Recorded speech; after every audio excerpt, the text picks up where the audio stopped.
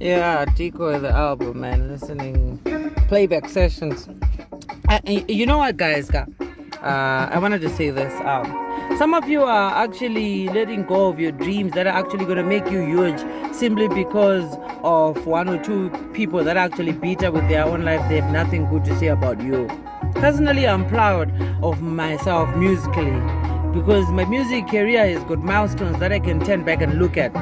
For starters, mudharo wemangoma yakasvika pakuita theme song yeshow yezim danso paZTV. Mafiriji pakadoma got Winkity going around Zimbabwe achide mfana wangu rigana anga ari panapa ndasandambosangana naye Winkity eda kufonerwa nevanhu vachinzi vati nzosvitogwa naWinkity pashow tipewo. I was actually a theme song for Beer Festival sometime. Some of you right now motoenda kubawa aiwa kabika doro katurita tinodhakwa here boys rangu ameno. And I'll tell you what, a lot of people actually dance to my music, love my music, but they don't even know my face. Sadarambondona, you don't even follow me on Instagram or anything. You know nothing about me. And there's no problem with that. Because my job is to make music that makes people happy. You get what I'm saying? It should inspire you, it should make you happy, it should relieve you when you're down. That's my job. I'm an entertainer, I'm an artist, I create music. So this is just inspiration that I'm giving to everybody out there. If there's something that you're doing in your life, you gotta know. Simply because they are bitter about their own lives, man. But I'll tell you something. Yeah. Zvimadhikoe chete tinoti takangotumwa takaplantiwa mulife mako kuti tukuite luwa tukutrepe such that you will not get to achieve what you're supposed to achieve while you're still living on earth. Maizia. So you don't need to respect or give too much attention to decoys. If you fall down, get up, was cleaner, you continue with your journey, you're gonna make it, man. That's all I gotta say right now. That's all I gotta say. This goes out to everybody who's listening to me right now. Life mako zima decoy. Don't let it get you down so bad.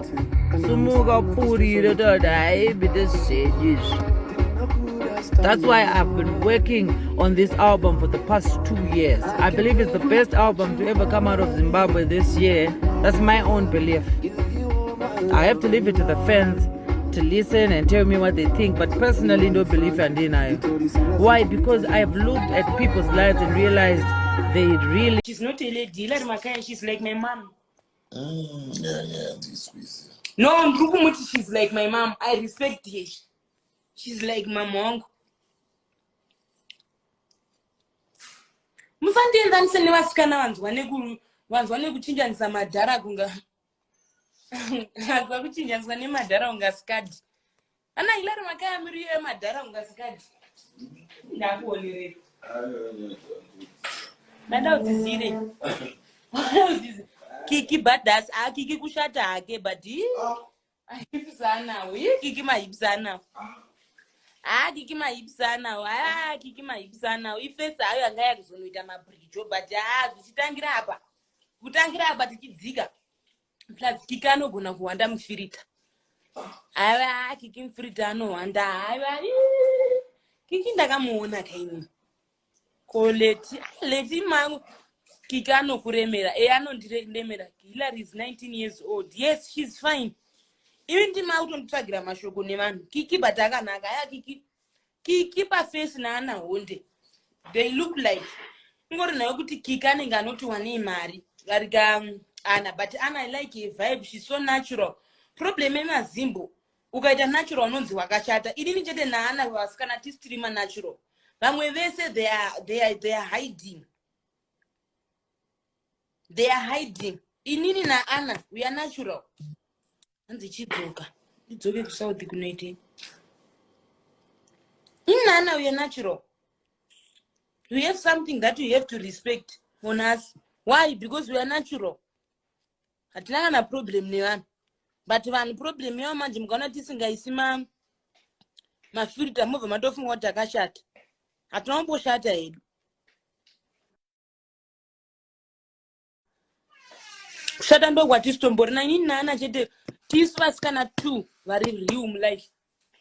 Amwe vese vanotera ava. They are believing in future. But Hilary ndakamona boss him.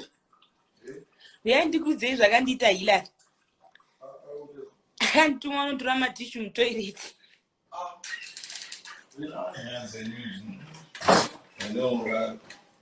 Akandituma notora matishu mutoilet and andishu ndakazvikangana. Akandituma notora matishu mutoilet. Anauramba ndarambe. Anauna. Anakira inini. Kika mukwazi. Kiki ageza nokwazi. Ndataura vanhu kuti kika right.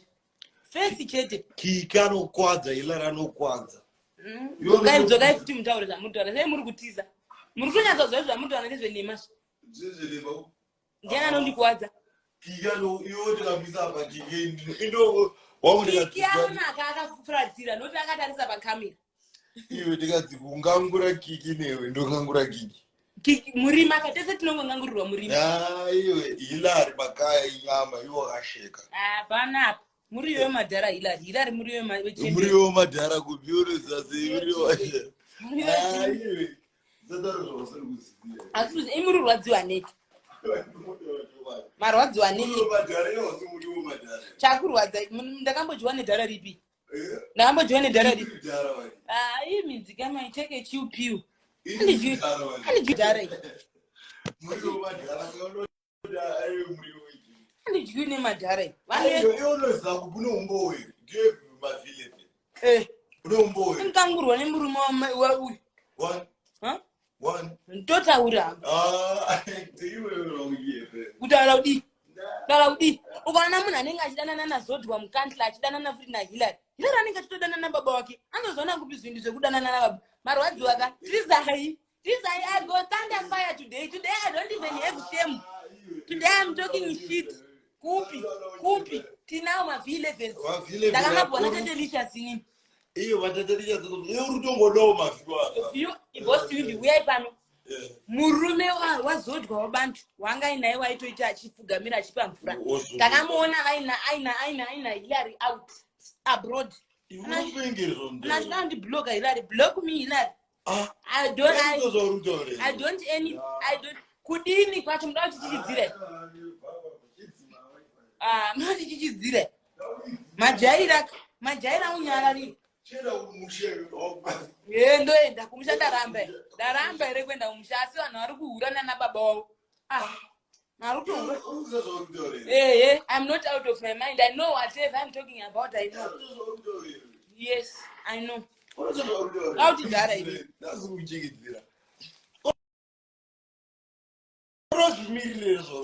Zip. Unazvimirire zvauri mimi makumi zangu achafambisi. Arike ndorara. Mbanje wanakurwa mbanje nomutori. Mbanje ndamborwa mbanje kana ndambodya shwamba. Ndinochazvimirire mangwana anonga achida kuti miriri sodo ndiya. Umwe ndandipinda kote. Andipindi kote ndatoda andizozvo. Ndati mavi 11 ndakamaona Tatelious. Tatelious. Anyebi kana paine mapixel vanhu munoti anonyemba sei. Vanhu vanenge vachipa na pressure. Photo grid yeiko zvinhu zvichibudira kugrass. Ukatongona pic rakatorwa na iPhone. Iyo ndimwe 60 kuramu neface yako. Rakagadzirwa. Nani? Trakute zvamnobira. Baidani kamuzvibili. Ora iwe nendodana. Nemi. Todana. Munondingangura. Ndongangura kune umbo wero ndongangura. Ukadzikona unotepa mujojo tengi muna masipemzi angu. Azvombowaniki because unopfekera mapoto. Vakomana vanokungangura vakomana vasina masi. Upi mukomana akamboningangura asina masi. Zvenda mbuda uchachotaura bosi. Tinoziva mukomana. Mukomana wangu ndeupi? Mukomana wangu ndeupi?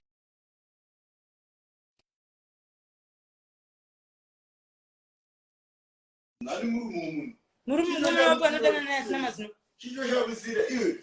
Kana munhu atori murume womunhu yangu akadana naye chakatepa kutodana nemurume wegaro unorumwa akambodana nemurume munhu iwewe upi ndonyembi ndiri zizi ndonyembi ndiri zizi wafarise iwe problem ine yamudukudzwa chokwadi chokwadi che Chokudanzi chodzwa hayi mbomire. Chokwadi chacha mudi kuchudzwa. Hayi wachi mbomire. Besti mwe nzangu azofamba mene ndipokomenda kuti. Ya, hayi watopire. Ndangangurwa bandangangurwa. Ndangangurwa zvangu. Bada ndiwaniki mumaloji. Ndangangurwa kawani futi. Anambongangurwa kakawanda yenyu. Andisi hure munomboziya. Andisi hure yenyu mufunge yenyu andisi hure. Andisi mbori hure yenyu mufunga asina kangangurwa. Ngangurwa ndoko ndakandoitwa mani ndakatongangurwa muloji futi pamusoro pazvo. Ndakatongangurwa but andaenda sleep off. Andaenda sleep over kwemunhu asi kungangurwa ndakangangurwa ndiri munhu wenyama. Ndiri munhu wenyama chii chinondasa kungangurwa ndakatongangurwa. Ngangurwa ndakatongangurwa community way ndakatongangurisa. Asa ndaungangurisa hangu mari. Ndakangonganguriswa boss ndangu. Munongoziya you know ladies how is it. Haikona ndasona mina usiyachataura zvamene usiyachataura mchiti hey mabridge okushata kudi. I'm on top of everyone. I'm on top of everyone. No one can beat me. Mahure esa munofunga danopisa patown kana munofunga kuti inini vanhu vaipisa ndisandauya inini. Pandakaenda ndakawadzika musa one by one. Vese vakapera kuti gba. Because vanhu vaifunga kuti maybe nanogopisa because kana bosimbu yamurese vanhu vamakandika. You made me famous. Greet these people. Greet these people. You are the one who made me. You made me famous. Greet these people. Greet these people. Because you are the one who put me on spotlight. Nah, no, but no, that's not the Insta. This is man. No, my brother, man. When I the phone, no, please, I'm going to Greet these people, boss. You are the one who put me on spotlight. Greet these people. Greet these people. They are not in the mood of smiling. Greet these people. Greet these people. Vanhu vese vanoswera vachida kuti ndiye mabridge indotopisa darika baba wenyu namai wenyu kudzinza kwenyu hakuna munhu ane mari ini. Kudzinza kwenyu hakuna munhu ane mari. Ini vanhu vese vanondifarira imbinga. Vana sisipokeni. Bostimbo yamumhorese madam boss muti yes madam boss. Come and appear your face here. Come and put your face on the camera. Greet these people. Greet madam boss. Hey, and I'm a bridge. Hey, tell back on the Tawaz. So what? This guy come here. Come here. You made me famous. You made me famous. Norambukana hapana bangu salama hura. Mukazi anotona matacha mchamuona kuchechi. Vese asikana vakazara but they are after money. Zvidhura izvi. Zvidhura izvi. They are after money. Inini boss TV. One boss TV. Waza makandisa mbiri makambona ndiri sleep over. Sleep over. Huh? Ndoka ndiri kubvunza. Anditi mari ndichishandisa kana ndikaita mari ndichishandisa ipo pacho zvine inemi futi. Zvine inemi bada zvine inemi azvo. Mari kama bridge. Yakasiyana. Yami clean man. Ndosamjona vanhu vazhinji vachikati kurumidza upera. Why? Because they are removing their pain to make money. Kanji kurumidza upera. Mabridge imari. Mari. Bari yaizosvikika pane yangu. Because ukangangurwa kusleep over zvakakashatira kunogona kuitisa mari kana kubrokers. Unogona kusvika ikoko kobva wangangurwa wobva wanakira munhu kana kuti unoshatira munhu. Zviri pa2. Zviri pa2 boss. Ukangangurwa zviri pa2. Unogona unaka kana unogona ushata panganguri. Ukatoshata big ratodhaka. Manje izvi manje zvechibharanzi manje boss ndaita mari. Ndaita mari. Mari. No one can beat me. No one can beat me. No one can beat me. I'm not blue tick mamona. Yeah. Madam boss and someone. Hanzi mazuwana akashata. Uweti kutengere nduwe. Chinokupa hasha nduwe yakaboka kumagaro. Boss mtomwana kupitengere nduwe. Kana kupitengere nduwe ndipe umbrella tonona boss. Don't kula huro yangu. Kubona. Lero kufuna. Nena kufonera. Huro. Iurerenye. Ripi racho. Ndio wapi. Kana riro ndozi yabo. Usina mtaona zvanotora zvamusingazi. Hamuna mari wabva nemi.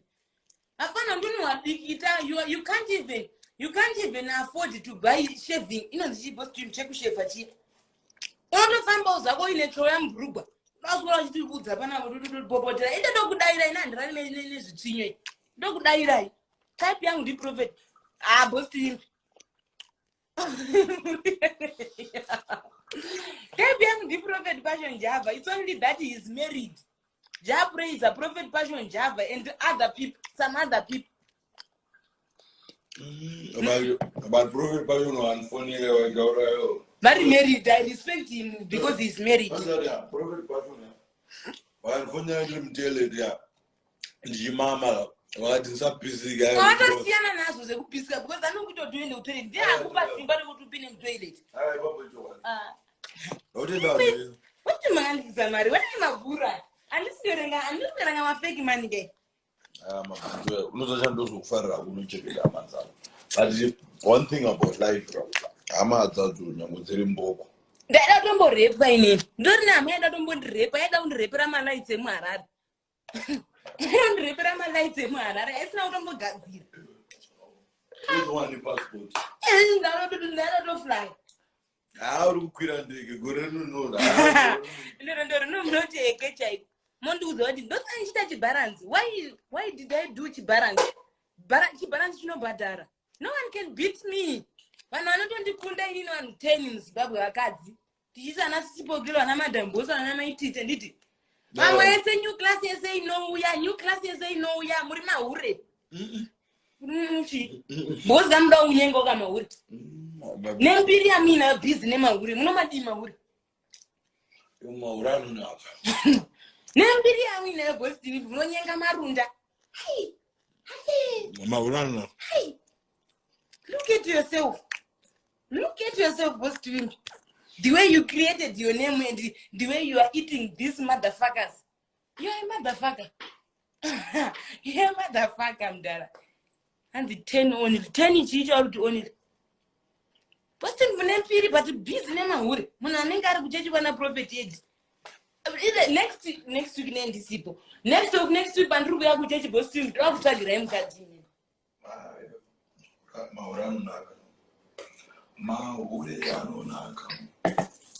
And my bridge was up this summer. No, you. Vakatono nogavaroyi vacho vakatadza kundiroyasa ndane mari ndopaifana ngoreda chance ngaroya ndane mari chandakakura tichitambura indakakura ndine masandaki bostini peya 1 yemasandaki andaenda nayo kuchikoro itori bhutsu yekufambisa yepamba yekutauni nekumutatu ndozotengerwa vamwe masneakers nevanhu vanondida grace gucci things otaakutaura kuti mabhiji onoonererwa asi andane mari yakawanda ndichine shoma saka kana waine mari shoma unoibudisa palife iwe nyongowandonamdobutande yako kana yazowandisisa ndinenda kuiwandisa yandichitori nayo izvezvi ndeyekudisplaya pano handakaishandira pano ndikaiona pano ndichazowandisa kana ndaane mari yebusiness ndinotopisa bozi nemari ndakona uri pazimselevu uri nenyaya ipi iyoyi iwe waitotaura iwe wazara iwe wazara paintaneti ngechimusuri aiva imadambosa ndivaiti kana ndichitaura jange aiva respect that lady. That's my role model. Yo madam boss ndini ndwakanipa dire kuti awe delivery makatondiudza vakakupa ifuti riya akatowanda madam boss vane mwoyo wakachena unga wapuwa mwazha nozati madam boss ka vakafa ndozvitira wedzi munosheka ini mane dhiri randoda namadam boss akuda kutovapema boss uda kutokupema wherever you are, I want to pay you. That's it. I wanna pay you, madam boss. Wanna pay you wherever you are. And the date we. See, ite mari problem yangu bridge. Any possible problem yangu in the time. Kwani siku kunyara rega na mchindituka. I answer you back. I don't have time. I'm not going to have a video. I'm going to kiss it.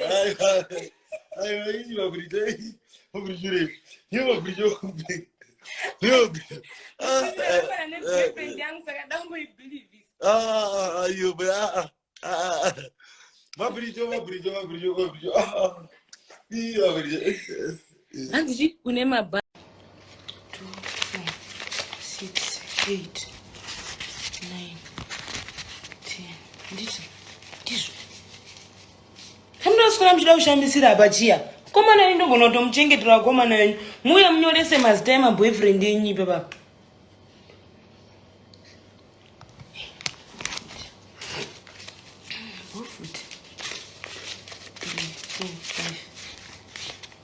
in 50 years nakaipiwa naMiss Shali mari yeuloya kuva loya kumbinga kunobhadhara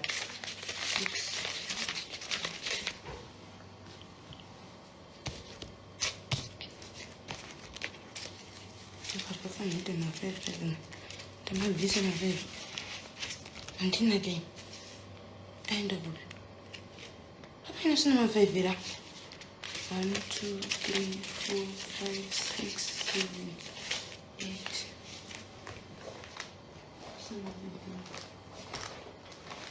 ndizvirisi ndizvirisi ndizvo 1 2 4 5 6 7 8 8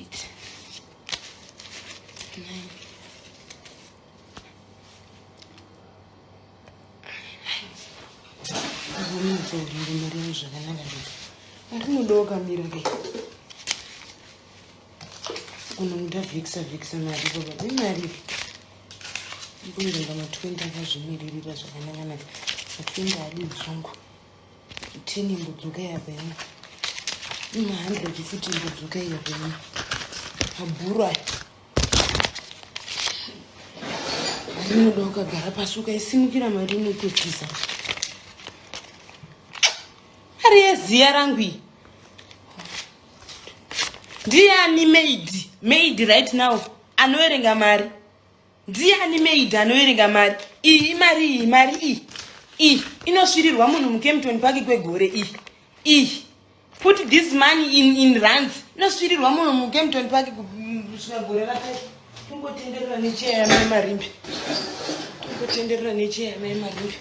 kuti kubatwa zvakanaka zvepano kutyei kamba babhosi wangu pana panogara bhosi tiimbi oleti mangu mnai masara maranzi ndiani maid anoerengerana mari nenini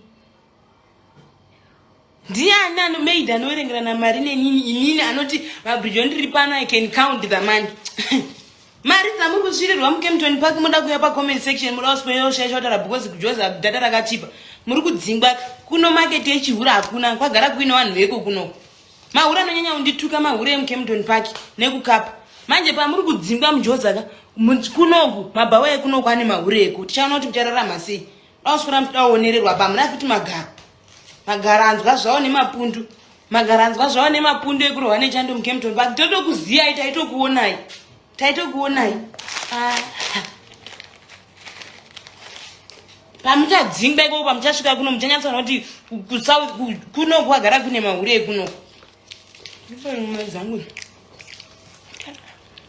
mudzi wacho kunaimi kubva kwapisa uchiorenga mari hanzi tseki iri bho imari ndaibhwa nani iyi yakabva kuna loya iyi yakabva kumain believed ed 100 ndakaibhwa nayo ine munhu akandipa bhuru remari rakabatana iyi yakabva kuna chiedza iyi pane vanhu anonzi chiedza so pane anonzi chiedza so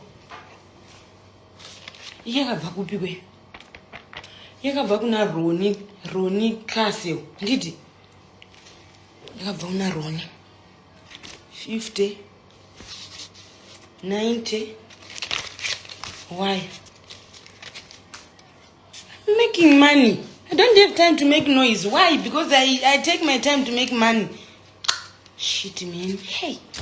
Shit, man. I'm taking my time to make money in Zimbabwe. I didn't come here to waste the time. Zungura kwa harisire muna akakurira muharare. Kokurira muharare kunobhadhara here. Asi pane pari kuhoreswa vanhu kunzi wakakurira muharare.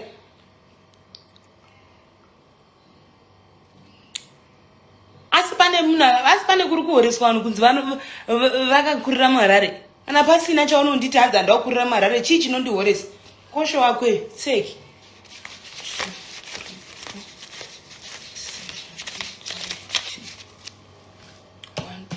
3, 4, 5, 600. 1, 2, 3, 4, 5, 700. Iyi mari inofanira kubudisa 260. Because nhasi ndatora 240 plus 20 kwa Chris Taylor 260. Kosho zvenye izvi zviri kuda kujaira zvinhu nebasa rese. 2, 4, 6, 8, 10. 2, 4, 6, 8, 10.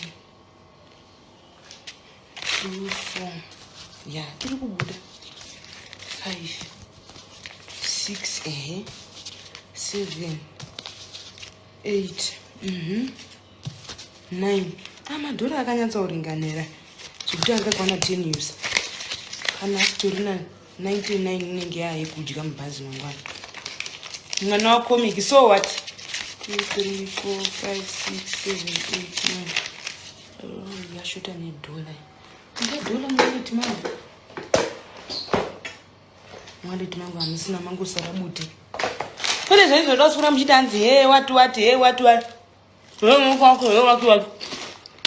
Namene naro chokwadi echiti nhamo yangu haisi nhamo yako. Musuru wakachecheudzwa abva uri mukadzi. Tsegu. Sutombonyengererawo ndipi mariwo. Kachidwa. Nondipa mari ero nondofura vanhu.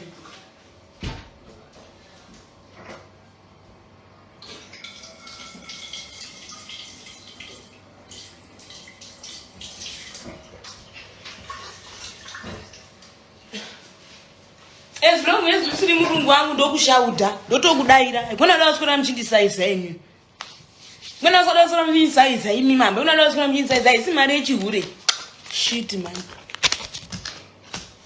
mari yezvichinyo 400 5 6 7 700 800 900. Iyangu shota nedola kuti nditaza. Ndiri kushanda. Iyi mari ndaihura 2500 kuma India. Saka kana ndine zvinoreva kuti izvo ndakatoshanda 5 months kandiri kuno kuzimu pa 2 weeks. Mubridge oita order, it's fine. Imari yekurombera wanga kuti ndei. Funga kwako wanga uchiti ndei. Ingaichenda mangwana ndiri kutora mari anditi mangwana ndiri kutora 250. Saka apa ngapagare pabva 50 US yekuti ite 300 yobva ita 1200 bo 1200 anditi iyi ndo yaye kudya murodhi iyoyi 250 900 1200 bo ndichadi yangu ndatoshanda ka mari ye7 months kujoza kai autongodzoka kujoza ndonogara kutanga kufidha mukomana wangu tanga utofidha pozotodana nawo zvangu nerombe zvaro rinotoshanda kuzvidhina mari yekushata good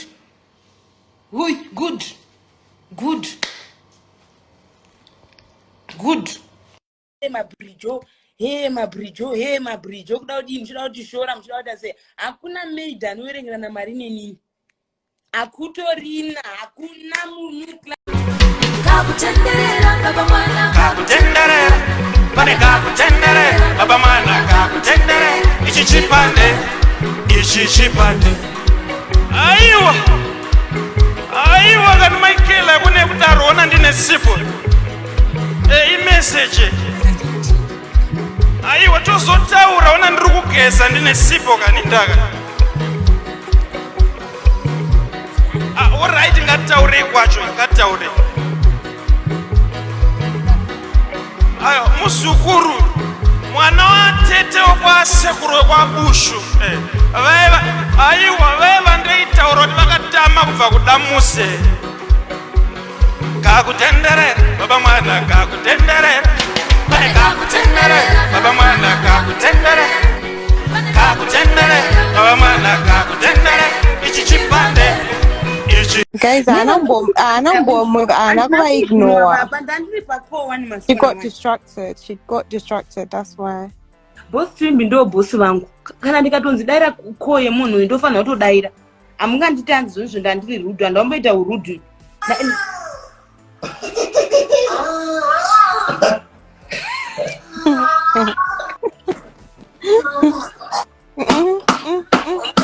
This is a Murgone. You're Nigerian gangbang, Joanne.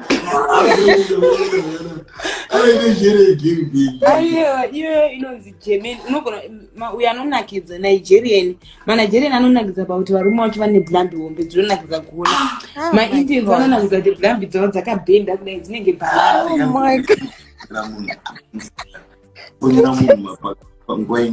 Baba vashandiswaona saka muda kuti vaedhe vachibva kupi Eyo vanenge vaenda unozofonera ure murungu ufunire kuzvidoka kunotora munhu wodzoka vamuitesa sleepover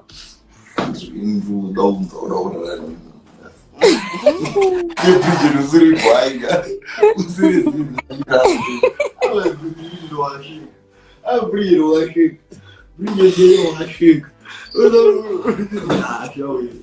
but boss twimbika mangobonyora zvekunotora munhu ka azviiti bosi mapona ndakuradza ilingi kunowanikwa mapona akanaka iwe ngobonyora izvi kana wandoda kururana zvaunderstand anozodhidwa maruni koma ndimangobonyora mongopinda murumu menyu kana mutoilet mongobonyora boss twimbi because amauya ndakuradza ilingi yemapona ndakuradza boss twimbi awiti 10 minutes uchibonyora azvigoni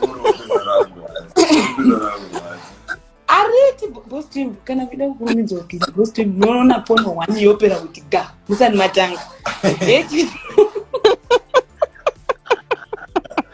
Bridget, but when is zvimwe unongoita ne1 aupinzi mukati nenge uchingokwiza kabhinzi unokwiza kabhinzi ndakuratidza imajaya haupedzi 5 minutes basi haupedzi 5 minutes ndichitopedza kana zvakafanira izvo ndiri kubhoikana nhasi ndotobonyora ndane 2 days ndisingabonyori nhasi Bridget,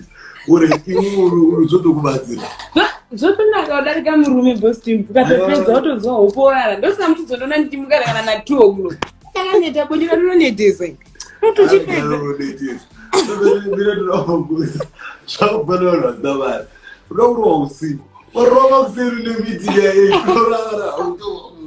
Bridget momza.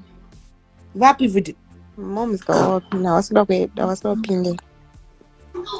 andingonzoti moms vapi vacho Krista Melon. ava imoms vangu hapindi panyaya dzakadai imoms vangu Aba kuchara ndani basa rese kuti varipo. boss twimbi ndakazombo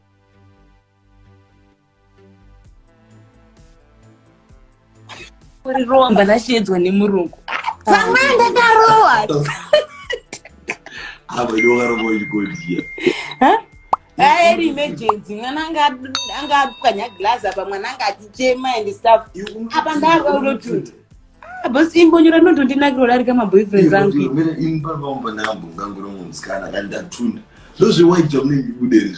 ipamba chitogona kunyepa kuti ndatunda kuti munhu angomuru Vanhu vanotunda zvakasiyana tonyebawo kuti tatunda ini ndakangotundiswa nemunhu 1 chete mulife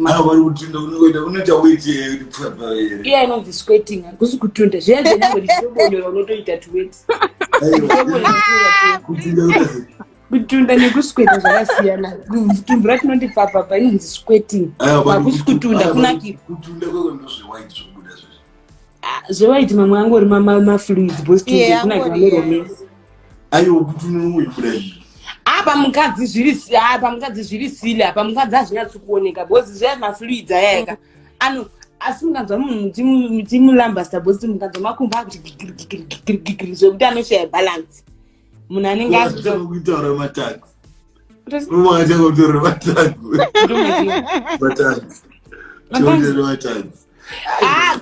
kana uchianyadza noti munhu wenyaya kutunda bosi twimbika mudarisa maziso anoreswa kana zvinhu zvashata unozoona adai kana munhu anotombonyarira kuti zi kana kubatirira anotombosiya but manje problem inozoitika manje kaona bhebhi renyu ratanga iro kutunda manje bositimbika kuti muzoramba muchingoisa pressure mune mautotipedzera nguva yedu zvezvaakutosota ramba uchikwizwa mushini watotunda zvezvakusota indosana ndichishandisa chigunwe munhu angangonditundisa munhu wani vambesa apa ndaungopedzisa nechiguno changu ndatoona chiguno changu weki muweki Bridget, saka ukasatundisa unoudza munhu here kuti handina kutunda kana kuti unongonyepa ini ndofunga ndorara nemukomana ka1 kana pa6 months namwari kudai namwari ndinotonakidzwa nechiguno changu dhani mukomana apimba usi kucommunicata unofanira kuudza munhu kuti hatisi kunaka handichatonakirwi zvekutodaro neburi rangu handichatodi panonditundisa ndakapaona tezvichinyepa bostimbi zviya zvatetiita kuti zvoni I'm coming unenge uchinyanya pressure bostimbi zvatinyepa zviya zvokuti I'm coming techinyepa kuda kuti uburu handichatolaiti murume zvekudaro haana ndichalaiki murume hangu zvekudaro kwemese muri murima mururadza kuti makakosha wandidarika regai ndikudonhedzei chinazvawena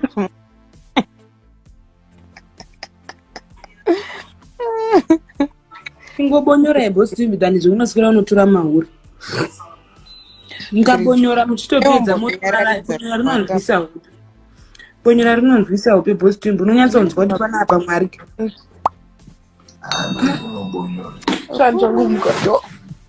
Good morning. Hamsaja nemafuta tanga imaona pono 1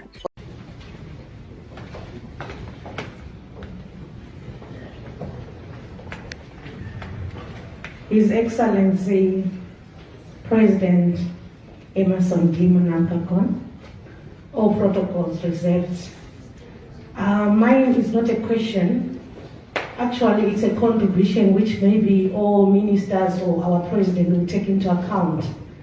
I've been here, my name is Hannah Mutsenu. I've been here for 6 years in UAE. I am in partnership with one partner and running a small nursery in International City. Why can we engage all diasporans when they are coming back home to contribute a certain amount on entry to Zimbabwe? There are some countries which are doing that. For example, I'm just giving an example like $50. When I'm going home, I'll contribute. When I'm entering Zimbabwe, I should leave 50 US. But it needs accountability towards the development of Zimbabwe. So maybe you can take in consideration, yes, countries like Philippines, they are doing the same. When you go back home, you have to contribute something, whether you are visiting or you are not visiting, for the development of your country.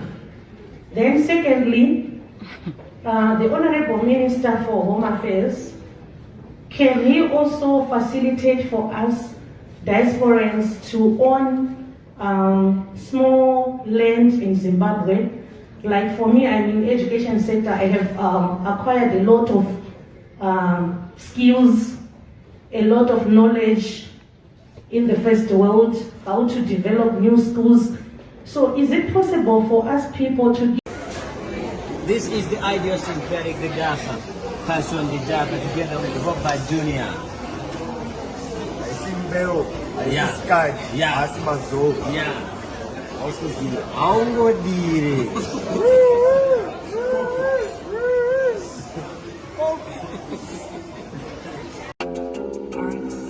Ready? 7. Listen. Yeah, hey, nice to meet you. I'm Veli, go by West African fetish. See, I was raised in my mama's land where that tongue ain't a weapon unless you a op. Father knows that this is not for confessions. I put a cent on your head. My dogs you kill for commission. See, on the beat, I'm disgusting. Homicide, no discussion. I can't believe there's not a single rapper did it like us yet. Keep it tucked up, but you know I stay with the lead. I'm popping, put out a hit, you know I stay in your head. Somebody tell him Miss Davis, you know I stay in effect. If that's a nice little bird, she better stay in your bed. Please do not let her stay late. Kitty got 9 lives, I let niggas in on the 8. Don't leave a lot on my plate. My nigga last week, Yeah, I had her running with my ex. She was with my other ex, and now I guess they extras. Action when she shake it, man, it let like VFX. Booty can't be real, I swear you gotta see the texture. Gotta see the text.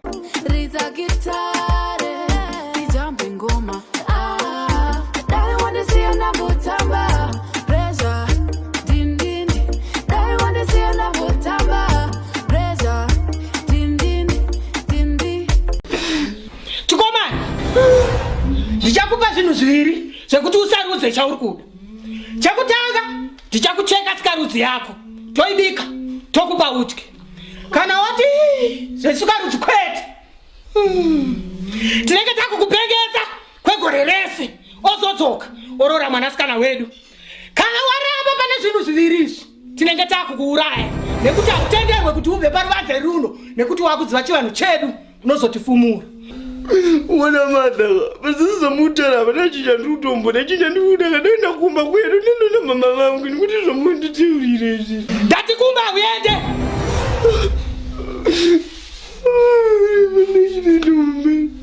Wodi tikuona imuchitora mufananidzo kamuri padyo nepadyo makadai.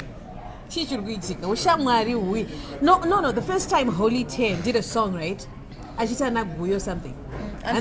Zvailari akazvitadza kutamba naguyo achidaro kuna Enzo. I don't did Holy 10. I thought I missed it. No, that's when we started talking. Interesting. And you know what? Holy 10 is my friend. Sikaona kutsamwa iri pakadai. Ndakambotsamwa ndati wadi undiudza usati wabudisa zvinhu zvako. And then he was like, guyo. Wangu ndezve content. But Holy 10 nezuro ndakaita live, then I ended up crying, then I had to drop off the live.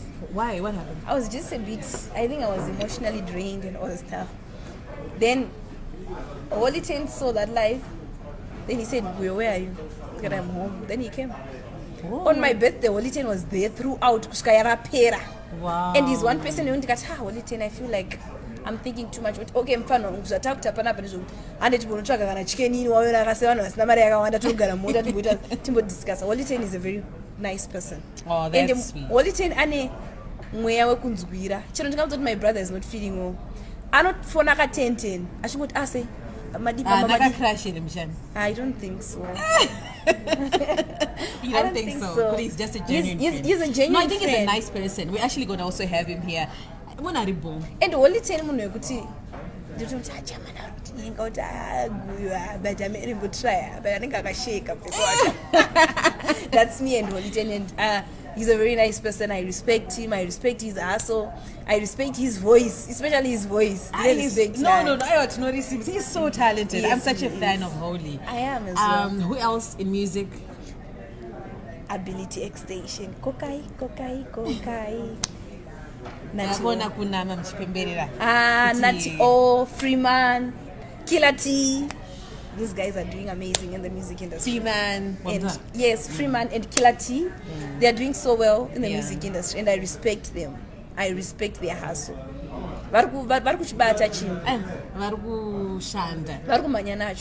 So I also want you to ask, like your first relationship was in the limelight. And does it affect you that your name will always be associated with Nera Thomas? If you know? It's just that I've seen on social media. But when X, guys, okay, I slaughtered my daughter. Okay, I'm not gonna say what I wanted to say, but I'm saying X, and people they keep on saying, Sakayona Thomas. If this Zaguta is Chipera, yes, no. But sometimes it's boring. Because when I'm voting in Dindig and I X, I can't never social media, you know. Anyway, getting the match chips. I don't know, too much because I'm line. So are you good, Notara? We're okay. We are not enemies. Okay. Sometimes I know about Farisa, which I don't like because at the same time, I now have a man in my life. And akaramba chononge like my jokes usually, you know what I'm saying? Mazona akamira zvake. Yeah. And thank you very much, Thomas Janji, for doing that.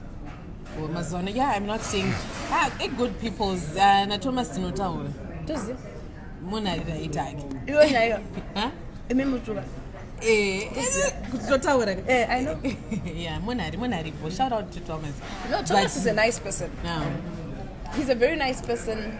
But I understand he was good as my manager. I thank him a lot. He helped me, my brand to but where as I a am. boyfriend, it wasn't. No, okay. Munwese ane the good and the bad side. Thomas as a boyfriend has his own good side that he played in my life. He also has my bad side, Akeo. And no one is perfect. Yeah. That's why I always say I don't have bad blood with him and I respect him. I respect whatever he's doing. Okay. No, but I also get you, Kuti, if you're dating someone, it's out of line. Ex wangu. Aiwa. You know what I'm saying? Nokuti unenge ino munhu vanhu vechirima vazozvidika. Kuti asipende zvaurikukurudzira. I remember my boyfriend anga akati amunoziyana na Thomas. Otoni mapenzi amunoziyana. That's what he always said. Munoziyana man. Because a person would think that with cool background, yeah. So I get you. Moving. And girls who are out, some presidents, Sadaki, look how they come lorries and lorries of Mvura, Yakumaya Vanu, Masisi, Adugurira, Jamaica Adugurira. I want Munangarwa. Aiwa, kana tura zvako. Let the way. Akuti kuita. Mvura idzi madrona nembwa. They come with the dogs. Here, 2 dogs. 2 catchers and beaters dogs. And there's bodies of water. Aiwa. Akuti kuita. Vana vachada atisi kunyugirieni chamisana goridere chamisana diamond ere namuri kuti chamisatora diamond atichakudai vanhu vezanu inandichada dzanu. Mashoko awakachengeta muhomwe yehana semari akatenga moyo unodhura nehuturu akatuma muromo unohukura nehukuru akanaya mabanangana ekutsemuka kweushamwari nehukama unoputsa sehari ine mitswi uchifukura matenga akafukidza chakavigwa mupfungwa pfungwa dzisingarare pfungwa dzine hope dzemakore nemaziso ane mabori anobwaira achirasa rwizi runoyerera kuregerera handikwanisi sekuyambuka dzaita mvura hombe ane mabori anobwaira achirasa awakachengeta muhomwe yehana semari akatenga sekuyambuka dzaita mvura hombe.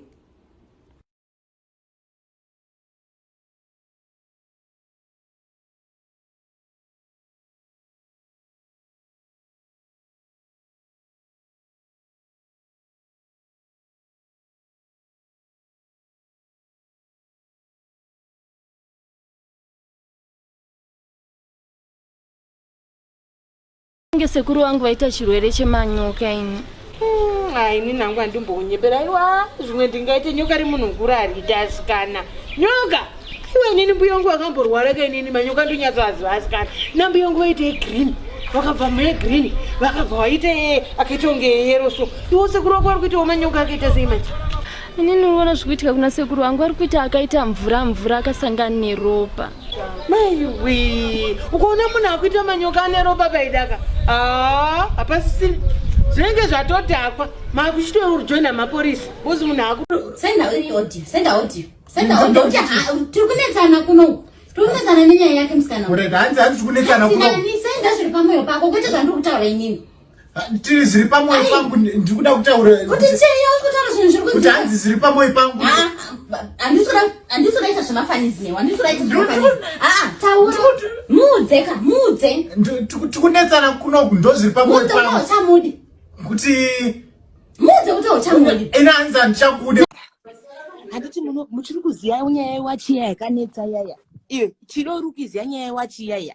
ainyowani kwandiri ayewa njuzo akabawachi hanzi rariri dhiri naye komanda hanzi akanziwo danana naseji kabhonchi toita mashares because hanzi yo komanda vava vasina mari yerendi iri guwa refresh ende guwa rangu ini chandakanakira ndine mafile eguwa rangu nandiko ine guwa saka hanzi yo komanda vaya hanzi obva kuti njuzo danana nechi naseji mari yaunenge uchipiwa tichiita mashares here kudididiwe hanzi vadaro so hanzi njuzo achibva abawachi njuzu pachimbo chekuti achidzoka kuna heyo komanda vangamupa manotsi echihure patime yacho hana kudaro njuzu akabva auya kupi kusimside heyo komanda ndo madhezi avakabva vatanga kuti hameno pane zvaari kuita at the moment asi ndiye andiri kutoda vaizama kuda kuti maybe njuzu ache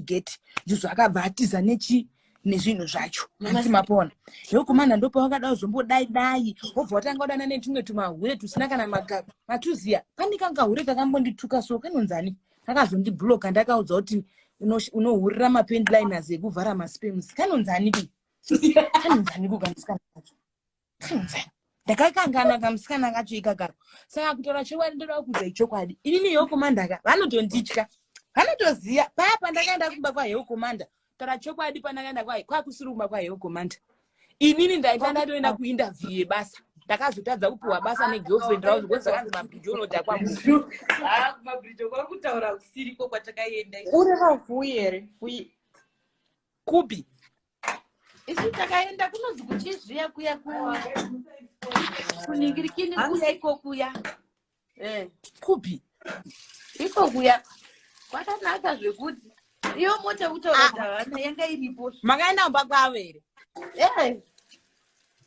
takahostiwa takabatwa zvakanaka zvekuti handina kana complain no hakusi kumba kwavo kani girlfriend racho rine riri kuamerica ndokwaanoendesa vanhu vese even maartist chacho ukaananzi uya padheni pangu kumba kwegirlfriend ravo iyo kumanda anogara kuhandibag muone room manimi nemadziro akanyorwa zinyaya dzehondo ndokuziya kumba kwayo kumanakai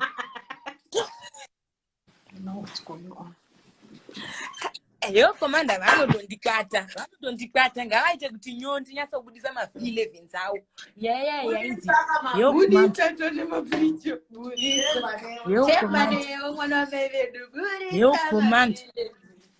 yo komanda vaitoda yo komanda vavatombori bhebhi romwe munhu so vavatori bhebhi romwe munhu handizobudisi munhu wacho because nyaya yacho inozondishatira ivo yo komanda ndo vanga vari bhebhi vakazotorambirwa nyaya yekuti hanzi vaenda kunokwirwa vasina kuzora lubricant inonzi iwe ndokanza chirungu inonzi lubricant inonzi iko inozora ngotani lubrication iwe lubrication ndikutokuzaizvechokwadi but kuti ndizotara mbinga yacho hazvizoiti because mbinga yacho iri kunokuziva saka kana izvezvi zvandikura ndiri kushaisha kutaura because ndiri kuzimuka kana ndadzoka kujoza I will not him ukataura izvozvi unobhomba uri kuzimbabwe kokoko apamborina anondibhomba because yewo komanda vanotozviziya yewo komanda vanogara kuRandburg mumba mavo one room yavo yavanogara yewo komanda vanorara pamatress manzi mumba mavo chaimo mavanogara mumba mayewo komanda kumadziro uku kunenge kwekumbari kunenge kwakazara zvimafesi zvehondo zvechichichichi kunenge madziro edzimba dzekumbari ndinoziva zvandiri kutaura inini aniko naye enefa ndapedza basa ndoudza mabhridho anokubhloka aiwa ndisisi wangu usadaro ndisisi wangu usadaro sanetsana muri vanhu vekuziya iwo tasha une chikwereti changu mani handisikukupa kwazona sisi wako zvava kuda kundiita pana mira ndingodzika sisi musatukawo tasha angati ndikubhloki yanga iri nhau yemari ndikakubhloka yanondipa mari but sisi musadaro tasha aiwa ichiva zvatopera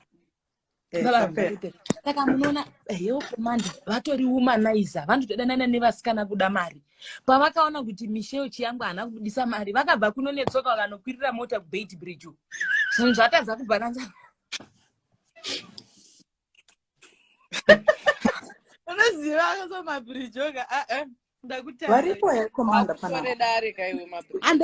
kana varipo ndikatoti vanzwe nyaya dzavo because heyo komanda pane nyaya dzakaitika heyo komanda vari kuziya kwakabva hondeni naheyo komanda hamungakunzwisisi amungakunzwisisi. Yo komanda inini vakandirarisa nembwa yawo inini. Ndavashanyira vakandirarisa nembwa yawo. Saka nyaya haisi kuzopera zvekudaro yo komanda. You did it, so I must did it also.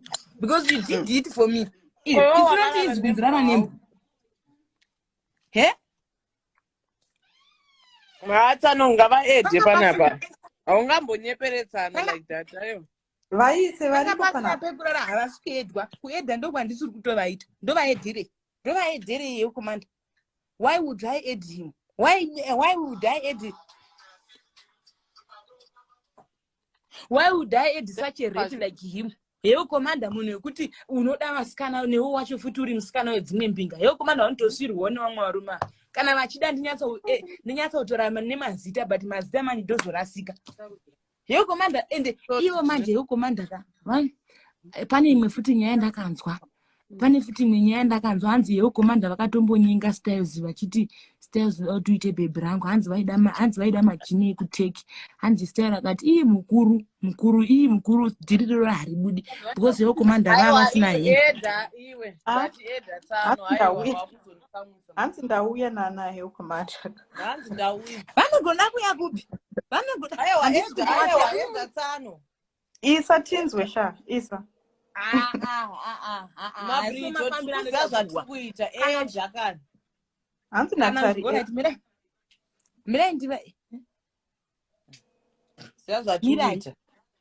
Mirai ndivaise because yo komanda vaitomboda styles vachitodoti styles aite munhu wavo styles akati mukoma handikuni. Yo komanda togara chidhumana nawo uko ku Long Street uko. Inonzi small street zvakangofanana nekuti small street yemuCopacabana yeku-South Africa ndokwaanotenga hembe dzavo dzemibhero rekumozambique. Oda kuya panapa vachikora kushandisira musati maane mari tsano. Mune mari inokwana mapendiliners chete. Kana ndatuka hamene ikoko ndikoko. Mukuru mutoriwo mbwa yemunhu imimi yo komanda. Hamuna kana sendi imimi. Vashandi venyu chaivo maimboshandirwa nevamwe vanhu. Kusvika izvozvi maakutoshandisa mahure enyu ndo akukushandirai nekuda kungosvirwa chete. Hamubhadhari kana vasikana vebasa. Kana marwadziwa itai kuti kana marwadziwa taurai mukuru but nhasi ndakukoborai nhasi ndahwina nhasi ndatohwina. Do it or die it yo komanda murimbwa satanyoko mugodhoi yo komanda hamuna plani yo komanda hamuna ABCD hamuna kana future yo komanda. You are a rapist alive rapist alive. Akatarisa madziro murima, badza ese atsvetwa pasi, vashandi vapedza kurima. Nyika yese yarara, nepanze varoi, kufamba vamira. Ndakatarisa marasha ane hasha achirira, apa nyoka yechihutsi ichisumuka sekuti yanakirwa nekurira kwembira. Pfungwa dzangu dzafinwa, shungu dzangu dzasvinwa, neurombo kubata mari ndashaya nzira. Asi ndichingomanikidzira, moto ndichingokushidzira, kusvika kwaedza. Kukuku gwarigo, inzwa jongwe, rondipupurira.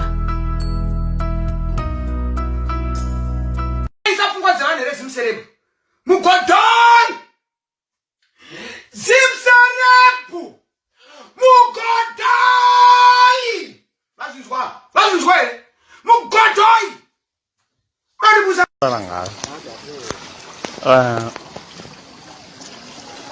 Uyambuza Tafarax busakhona. Uyambuza. Unjani? Kuhle. Uyambuza bapho ngiwanga. Mtalisa malume. Usaphila. Haya. Uzagodoka mngutshane. Bo utyalane. Nambuku. Kanjani? Khamisa phasi emva. Yasinda umuntu yamo. Unze ukawulula phansi.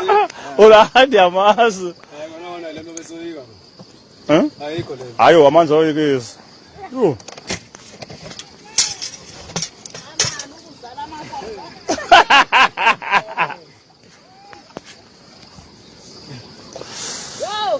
Yo. Nyamezela man. Nyamezela usaphuka. Sosindile. Oh, mama atha wavela sosisikotwana.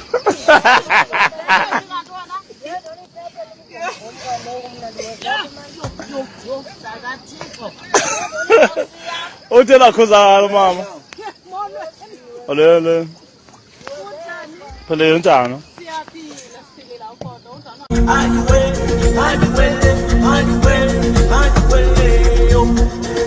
Nokuti unodenha vanhu paindaneti uchifamba nekombi kunga mabhrijo uchidenha vanhu paindaneti uchifamba nekombi.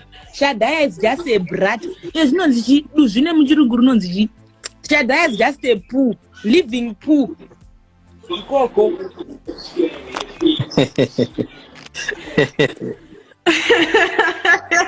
Makudhipisa. Azvidhipisa Shadaya anongotuka vakadzi pasina mhosva.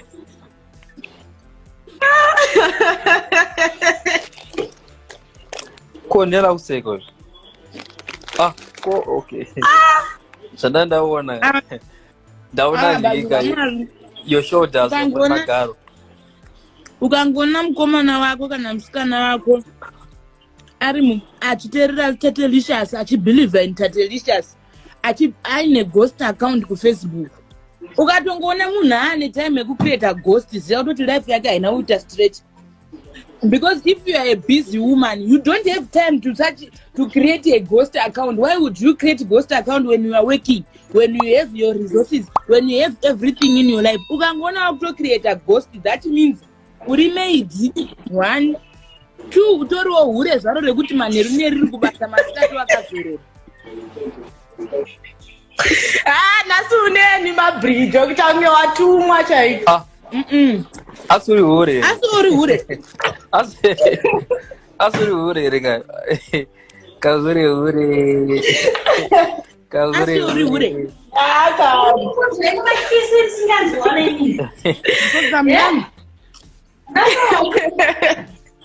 She's blushing. Hakuna inonzi uyane noise. Uyane noise. Chimomvisa chama. Ane noise. Hakuna chinonzi backup account uchinzi inzwa zimima. Hanzi ghost account inonzi backup account. Backup account inofana unzi Bridget Panache again.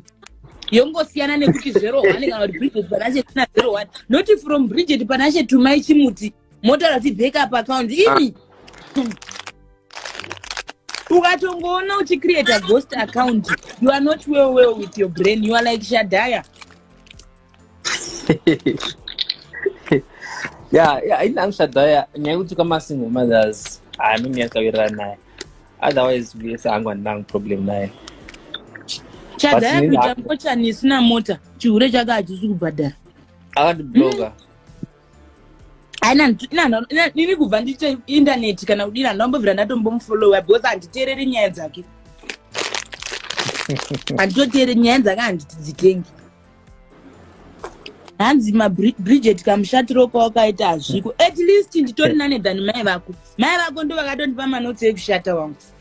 Inini nowadays I'm not going to sleep with someone's words. I'm just answering you here. I don't have time kuenda nemashoko emunhu. Handina time iyoyo. Tofanira kungopedzerana. Ukantuka ndokutukawo. Epapo. Uyo akanzi Chiremba Michael, you are sending me an ad request. But some other days you were insulting me. Nasi chichonda unduta. Gara mcomment section imomo kusvika Jesu aburuka. Gara imomo. Besa yokomanda kana. Yokomanda vanondipisa handisukuda. Aiwa, abo ndure. Zema personal issues. But you offer you. Offer say you. Because ndakuna una yokomanda chichi yaitanda ndo vura business ndi boss wana tawa ku Zimbabwe. Offer say. Vakasandipa mari yangu. Baudi? Vakandingangura vakasandibhadhara. Yokomanda. Atina pesa. Chiri malicious. Zishino. Vakandinga Chiremba Michael ndira ndifungini. Yokomanda vakandingangura vakasandibhadhara nyaya yacho itori kumapurisa. Ndichati ndakutanga hangu kuendurwa naye Yokomanda. Bridget. Why would ndiri munhu waMwari. No, Ndiri munhu waMwari. don't tell me that you are munhu waMwari. Right. I still remember I was adding you to I my remember life. this guy. This guy. You still remember him, ne? Angari live. I dance. She. I thought he has unpaved this other day. Diego. Cha, ini nditori munhu wezano izvozvo comrade muri right. Oh, okay. I also everybody boy. Ita angu ndiro triple C.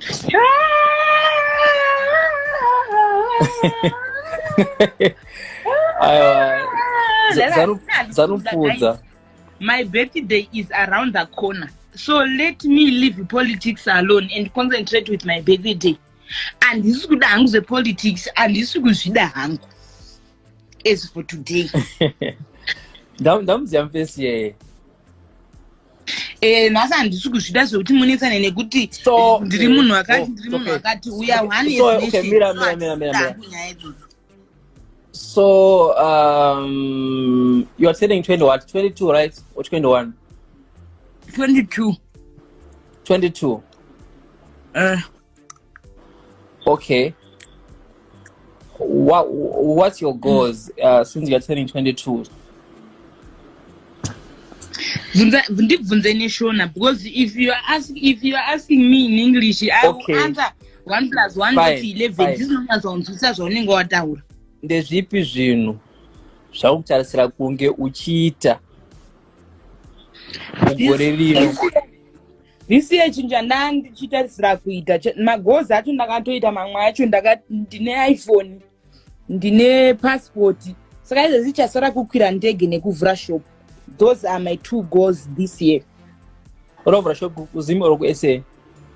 Zim side. Why would I go to heaven shop in another country whilst I have my country which is opening for business? I wanna do it here in my country. Yes. That's good. Yeah, that's good. Yeah. Why would I go out kunoitisa vamwe vanhu mari? Saka gore rino zvandatoriita izvezvizvi ndisingaverengi zvichatera. Ndine iPhone, ndine passport. Those are my 2 goals. Okay, so you are relocating to Harare, right? Or where Mutare? No, Mutare. Yeah, Mutare. That's a good place. That's a good place. That's a good place. Yeah, someone is saying heaven shop. That's nice. Let me tell you one thing, guys. I know ndirimunonyama sometimes ndinombokutadzirai, sometimes ndinogona. But one thing I want to tell you ndezvekuti zvaunotaura nemuromo wako inini unozadzimi mawe ndoda kudza chokwadi. I was being abused nema Indians andaishandira. Wanzwa? One day mwakanaka ndaitoshandira. Okay. Not Lamba station. Like, I mean, when I'm saying abused, I'm just saying like verbally or emotional or something. Common, unnecessary things. Okay. Unnecessary things. If I want to start to talking about that story, I don't want to lie to you. I will end up crying because that was hard. You were always seeing me on social media being happy, going to the parties and do such things, but back home it was not good. It was not fine at all. If I tell you that I was a car washer, and some other times, like every time if they poo in the chamber, they won't flush properly. They just leave, like, you know, some other times, like, let's say wapinda mtoilet nasi mtozo clean mangwana makuseni wasiya kuziraka omera pa chamber. That was unnecessary, to tell you the truth. No food sometimes, you understand? Okay. And the salary issues zangu andingaita, but zvinhu zvekuti ndaitoitirwa utsinye nevanhu vandaitoshandira. And I know kuti even vanhu vazimbo vari kuSouth Africa kana vashandira maIndians vakatowanda vanosangana nemachallenges andakasangana nawo, but patime yacho hazviti kuti tikuudzei kuti ndiri kushanda zvakati because pandaishanda ipapo it's like ndandine vamwe vanhu vaitondiziva veMr Timo 5-6, but vanhu ivavo vanotondifollow up painternet, but I don't know their names. So I was just trying to adjust matauriro andine ndichiita pamalives nezvevarungu vangu and stuff, you understand? Saka kutaura chokwadi, it's like ndakatoita go kutobva pabasa ipapo, it was a go because I was being abused. I still remember last time we went to Cape Town, right? Then I was on social media saying I'm in Cape Town, I'm enjoying my life and stuff. But like maybe during the day. You put 2.1. 2.5. But you know, like my advantage. In I'm making money like on social media. You understand? Saka zvikuti zvaisanyanya kundirwadza like kuti I'm working like ndotarisa salary yangu chichi. But patakazonyanya kunetsana manje when I got my iPhone.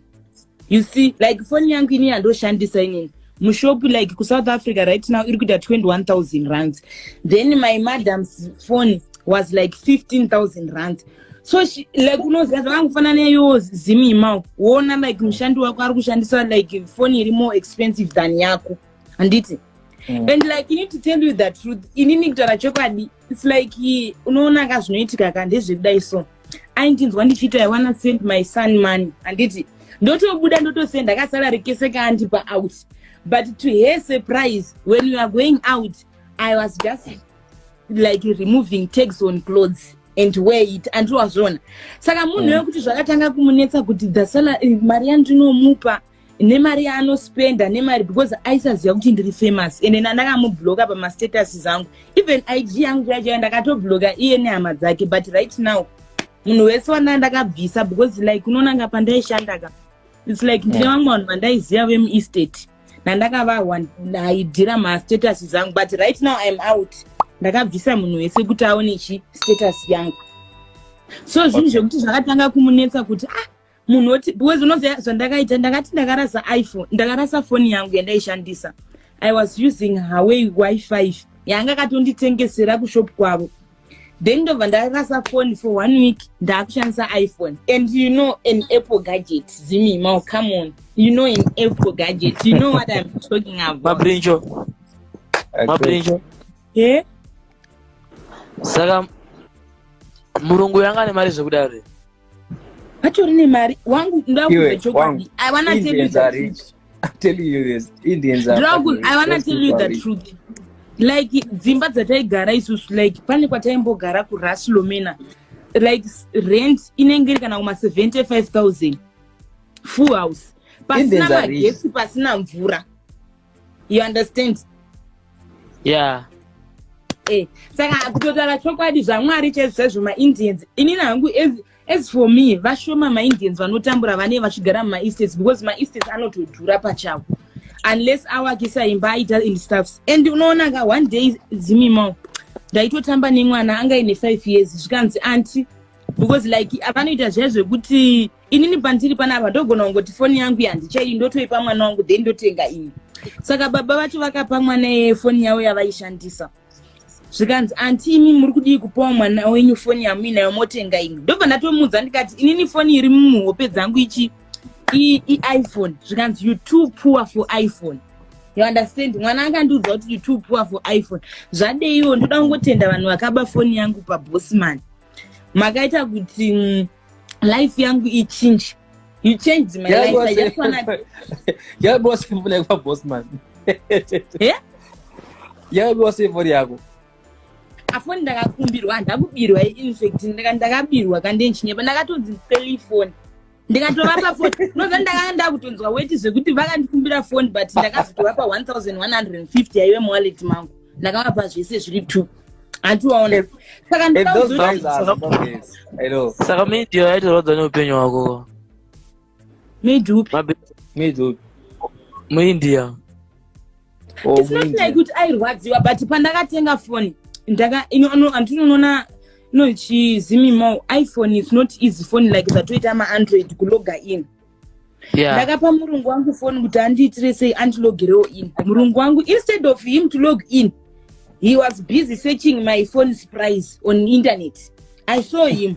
Then I ignored that. Ndakangozviignore ndikati hazvina basa. Vatondilogera ino vatonditira zvese phone yobva yatanga kushanda. Mangwana acho makuseni ndichitanga basa ndakanzwa kamwana kaiga manje kumbonditi you too poor for iPhone. Kakunditi iPhone is not a good phone. Inokurumidza kupera moto. Ndakatokapindura duzvi ndikati whether yapera moto in 2 minutes. I just love the fact yekuti phone inodhura. An Apple gadget. I didn't buy like antunoona vana vemaIndians like tikangoti vana vevarungu very so intelligent zvekuti avakanganwi kana kuti mubereka kamuudza chinhu achindinyaya anondiudza. Kana ini ndikamuudza chinhu ndichitaura duzvi kuvabereki vake anonovaudza.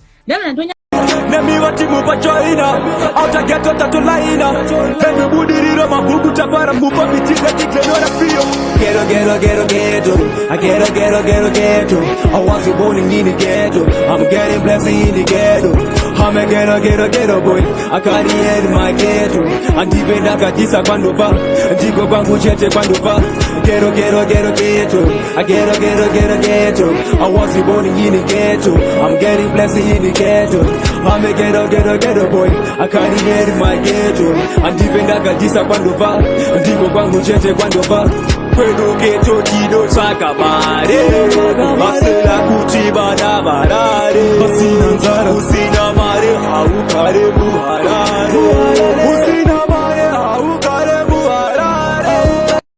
Right. Ndobanoti Harare driver bani the road yatinototi ndoiri busy yacho inotenderwa kushandisa nematrucks. This is a Harare drive, one of our busiest road in Harare. Inoconnecta Mutare, inoconnecta Nyamapanda, inoconnecta dzinobva South Africa going to Zambia. But hey, matuna opana. Matuna utongori kuenda kunyadzonya road kudai so makomba utongocharaura wakabata maramba kuno. Maspring kana achikoka pa varungu otichaja futi vatinosenzera vaakutichaja kuti mimi muri kuuraya mota dzedu. But toitawo sei, can we lift mota oisa muhomwe? Guys, vakuru vedu vationawo pamaroads apa, especially maroads ari busy anoshandiswa nematrucks. Anobhadharawo duty, anobhadharawo makupon avo vanotenga maroad access, vanobhadhara matolls, vanotenga maCVG kuti vafambewo muroad dzakanaka.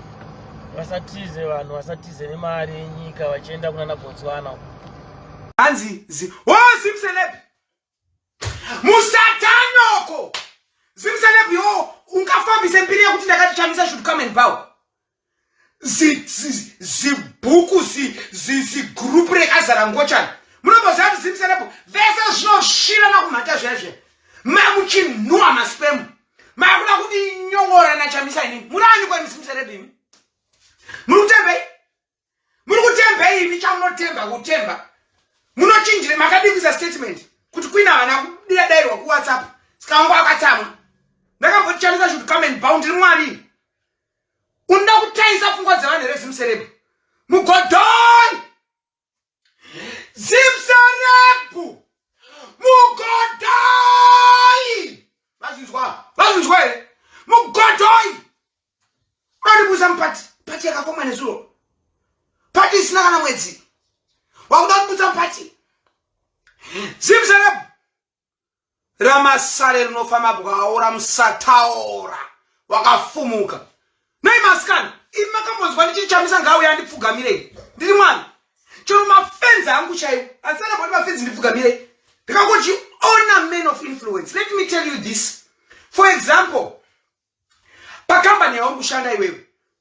Ukaona boss vako chaiwe pakambani. Gore rapera December. Utenga kana bottle reshampeni. Boss. Thank you. Ndangoti ndikutendewo nenyaya yekuti this whole year was very good for me and for the company. Thank you for being a good boss. Bottle reshampeni. Kana zvinofarwa na boss wako kana kuti package yecigarette kana chi. Panenge pakuzoitwa kana promotion. Boss wako iwe vanogara pasi kuti uyu mukomana uyu akangonditengera bottle reshampeni kana kuti crate yemakasolaga kuti thank you.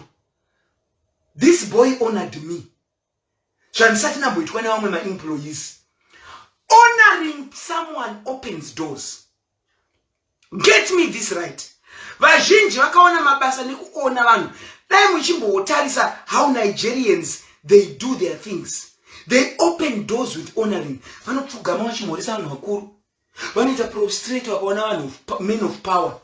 It's called the principle of honoring. Saka munhu ane chaunga munhu wekuonwa. Hazi munhu wekuignore. Ndozvandaingotaura chete. Handina kana kumbotuka chamisa. Kangoti makandi blue tika mukuru. Tinomukazopinda muofisi mune muchationa. Naye mukuru ndatuka. Handida kuti zimseleb zvivarume zvinoshira nevamwe varume izvi. Apa zimseleb yese yakazara mvere matadza. Kana makabona maburi ane mvere zimseleb. Varume vekuzimseleb vaya vanorana page vese vane mvere dzakazara unoshirwa wakazara mvere wakambona ngochani dzinoshirwa nemvere rewe. Endai munobvisa ndikandivatore vhiti. Zimseleb anoziya vhiti era. Anoziya vhiti. Akanditanga. Zimseleb akanditanga zimseleb. Zimseleb zorai vhiti kumhata kwenyu. Mazwa zimseleb zorai vhiti. Zora vhiti kumhata. Wanzwa zimseleb zora vhiti kumhata ubvise mvere. Ushirwe zvakanaka stupid mugodoi. Unondirima kundirima kuda kuti andibudisa pati. Pati andiri kutoziva kuti kandazoya kuZimbabwe ndichatopiwa Ministry of Women Affairs. Iwe ndo wakuda kundibudisa mupatiwe. Inda uchifumuka iwe. Inda uchipinda nemwenje mudziva. Muvape vhiti. Vabvise mvere dziri kumusuri. Musuri wa nyina. Musuri wasutuka. Musuri uzere nemvere. Mvere dzinokwesha mboro. Musuri une mvere. Mwaute izvozvo. Musuri une mvere. Kuda kundirima ini. Ndakatuka mukuru wenyika. Ichamisa anozonzwa. Kana asina kuona live yangu andozofunga kuti pamwe ndakatuka na Queen. Ndakutuka munhu. Was just doing a comment of a disgruntled party member. A comment of a disgruntled, influential party member. Not just a party member. Influential party member. A comment. Ndatuka. Muwape vhiti. Mutanzi nyinai. Handina pano handina chinenge chine buri. Acha chine buri azvizoblockwa. I sex toy. Nachida kutsvaga ndine sex toy yebecheka muno. Ndine sex toy yebeche ndinsinsa ndaitwa becheka kunda ndakatenga ma sex toy emapeche so that ndiziyo kuti becheka noitwa sei. Ne sex toy ine kumagaro. Ndokwanga ndira kuratidza ndinyaswara kuti unonoresa shokso. Vhiti. Vanondijaira. Ne vanondijaira chi. Mando ndakapfeka yellow supporting the party. The party. So, wona ndachitatu vanhu mafoni mira ndise namba. Yo, taura zvako iwe Malcolm iwe. Mukadzi akasvika saQueen. Ari kumirira pati. Toda kubvisa munangagwa. Munangagwa wamaititi uyu. Toda kubvisa munangagwa wamurandakadzi. Tise chamisa. Ndakutobudiswa mupati isina kana mwedzi. Isina kana mazuva. Hanzi yes chimama. Thank you sweetie. Makachena Queen. Thank you. Mwanzwa. Sika vanhu vekunana chamisa. Musateerere zvinotaurwa nemabloggers musina kuona video. Tangai maona video yacho irikutaura. Vanhu vanochinja mashoko evanhu like play like especially Zimseleb. Failed institution.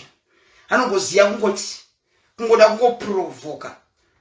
Zimseleb for your own information is ZANU-PF guy. Zimseleb kapage ke ZANU-PF guy. Kanoranwa nevana vamunangagwa.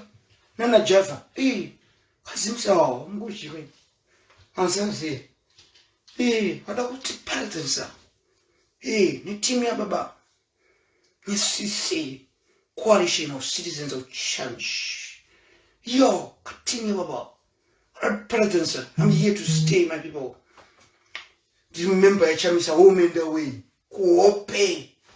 Awake. So don't be fooled. Blockers wangwa mwane kuti vaindituka but I cannot unblock them. They have to open ghosts. So pamba itarana asikana tiri kutamba any time. Munhu relationship ladies, let us not settle. Better ugare guys ndandi kunyepera. Last year mina I was single, very single. I was enjoying my life. Ndofunga maingozviona. Aiwa maingozviona. Why? Because I was waiting for a serious guy. I wasn't waiting for a guy kuti kamusikana kari kupisa saka ndoka ndiri kuda. No. I waited. Ukangonzwa mukomana Tari, ukangonzwa seve Tari une magaro. Wanzwa mukomana achiti ari sei magaro adedi. Harina kana zvimwe zvaringotaura ndidzo dzinyaya dzapo. ndidzo dzinyaya dzaro nechingobva kuti ari sei magaro hapana ari kubata hapana ari kukudya hapana munhu ari kukutsoma apa even language chaicha inoshandiswa murelationship unonyatsona kuti iyi kunyaya yekubvunzwa dziri sei bhinti dzangu kunge munhu ane masidza akasima pauri itara ndiri kunyepera zvitori nani kugara hako uchinzi hauna seni hangu is for now tari that's why uchiona nyange ndingada kukisa Tawaz makuseni ndozviita why because I'm in a free life and I do whatever I want. I wanna feel like Hansi more girls. Guys, very controversial. You know, no, maybe me and my bridge are wrong. It's not just about trying to be saint. We're trying to kuonesana as young ladies and women. Could you just say? Kana paina wada upinda munhu anenge achingobvunza kuti ende ukazotonzwa rimwe kana ratoda zvaro ritomboti ari sei magaro rinototi dziri sei mhata dzadhedhi basi kuenda tari nelife anyatsonotabapaenda batari apa mukoma initara ndiri kunyepera JP baby. Hi Agnes. Hi. Ndiri bori sei esi mabridge Urikuti iko nenyaya yemanani relationship angoriko mazone ungoti nyenye ndiye kuita kugona burikudzidza net wifi yangu inenge yakadhako hakuna murume andaita content newe chiza network yako wangu network yako yazvirambawo zvipa nemalive izvi yazviramba bhozi tari unoona akatari handiri kukunyepera ndosaka inini nozvona tari ndakamboita kanga boyfriend kaigara kubait bridge uko indiri kujosa and we were like tiri kudanana kaitotaura zvine musoro but chandakakarambira kaiti kakangoona scandal yangu kakutosenda ma-screenshots baby chichi inini tari kana watondida uchiziva ndiri socialite ka chibva watora zvese nemawanga chibva wangotora zvese nemawanga tari because ka ina handina time tari ndosaka izvezvi unondona tari I can kiss DJ Tawaz time yandonzwa kuda kuzviita because I'm not in a serious relationship handingadi kuzvimanikidzira tari kuti ndiri mu relationship. Are you in a serious relationship or are you in any relationship at all?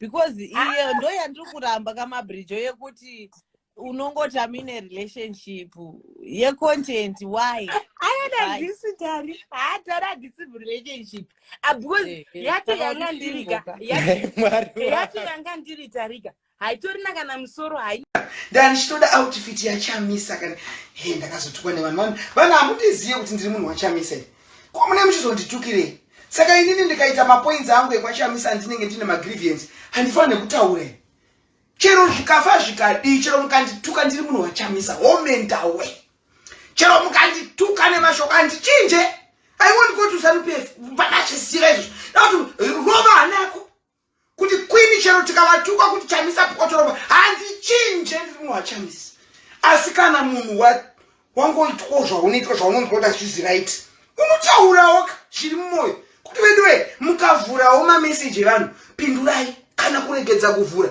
so that tinoona kuti haana kuvhura kwete kuti wavhura meseji yamambokadzi ezvinodangoenda kunomera komendi kumambo chicken ndikati imi musashure matare izita rinorema rekuti Tatelious mumboendesa huku inongonzi respect zvinova hazviite chino handiri munhu wachamisa kutoti mumame ndiri munhu wachamisa pambena chamisa kuti mumame ufunga ndinokotenda kuva ndakafanana namaichichi ekuti vaendeswa kuZANU-PF unoita ZANU-PF unoita ZANU-PF munhu wandaifarira ndiri Robert Mugabe akafa ndiye munhu ndaifarira nekuti anga akadzidza country yedu yakanomboita zvirina nenyaya yebrain zvimwe zvimagure izvi zvinana munangagarikambotsvaga fuchi yongani garai pasona saka please kana munhu aine grievance yake musabva mamunyongora rekedzai munhu ataure zviri pamwoyo pake kuna president wake nai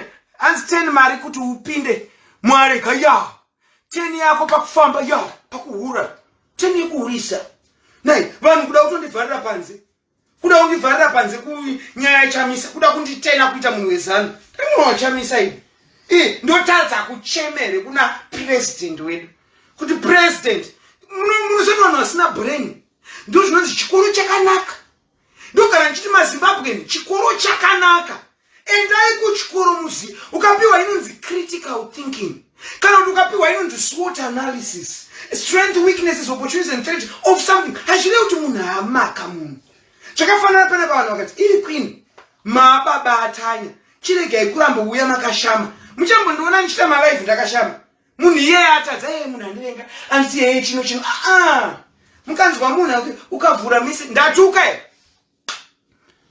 payelo ipapo kana usanyepera wada kundibvisa payelo vanava vada kundibvisa pana Chamisa endai munomuudza president kuti mambokadziva chitori vako forever and ever solo namutsai ini naNelson kudai totomupinza muofisi asi munhu nganzwe zvichemo zvevanhu nekuti munhu ukatanga kuda kuita pride usati wapinda muofisi umupedzisira waita mugasa mugabe ndosva takangotenga tichimuita izvo zvisvi tichingodai paakazogara muofisi angatiwo chitululu chaicho chikwama muninzwa mazvichemo zvevanhu president dai makati no dai makati ndiri busy will get back to you response ka Tatelious haazi munhu kungoti munhu one influence so you know. But anyway, I made my point clear. Kune vanhu ngachida kuburisa musangano ndiri munhu wasisini Citizens Coalition change my bata Citizens Coalition kuti mumame vanhu kundiburisa musangano Daddy Hope wechingono vakanonyora page po zvikanzi Tatelious, we accept your help after all we have done with Daddy Hope. Makuda kungondiburisa musangano ndoambuyenyu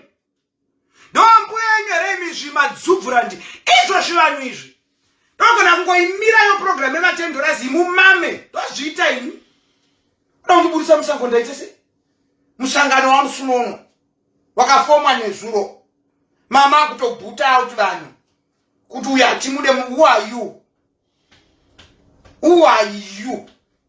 what do you carry who are you muri kwanira ini mushite message kuti queen nderedu queen ndere musangano queen hapana kwanoenda ndikona kupfeka outfit yellow sweet yellow yes outfit yellow inodhura futi dhora rento outfit yellow unosvisa message queen ndere yellow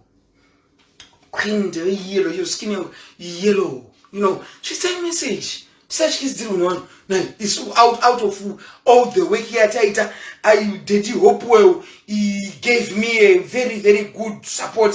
Thank you Tatelious, we appreciate your support. Nasu unongoda kubutswa nevanhu musangano because of ndakangochema grievance my disgruntled members. I was just being a disgruntled member.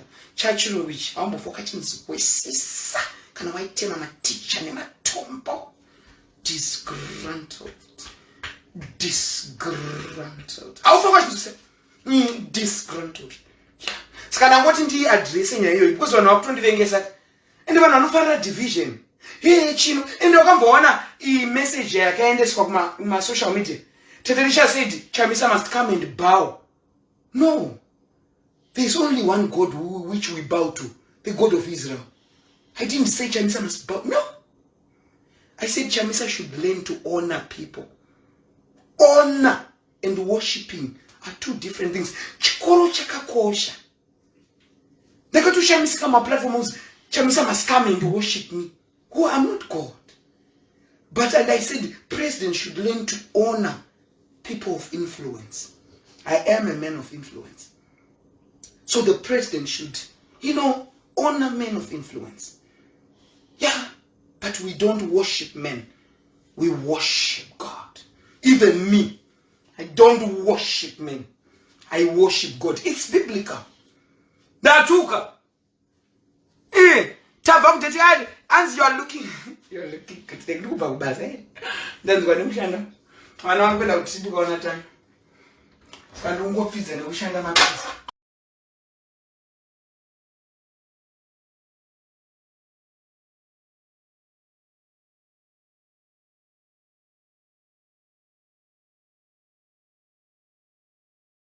Unoneta iwe panzira yeupenyu, asi unoshingirira kana uri mupenyu. Unoneta iwe panzira yeupenyu, asi mweya wemunhu haufambi netsoka. Nange ndikareswa mangwana ndichadzoka. Nange ndikaita nyota yemakomborero. Nange ndikaita mota rehope dzemadzikirira. Nange tsitsi dzaMwari dzikamira kudziya mushana. Matambudziko achingondirova kumusana. Namo itabofu, ngozi shaya izwi, rudo mera maoko. Utore misodzi yangu urase kudenga iite nyeredzi. Unotenda iwe nyasha nzira yeupenyu. You want to bamba? You wanna G with the big boys? Now you the wrong, get the kitty, you the wrong, get a coffee drink with a drop cup. Ha! Hey! Let me see how this thing goes. How this thing goes. Ha! You want to bamba? You wanna G with the big boys? Now you the wrong, get the kitty, you the wrong, get a coffee drink with a drop cup.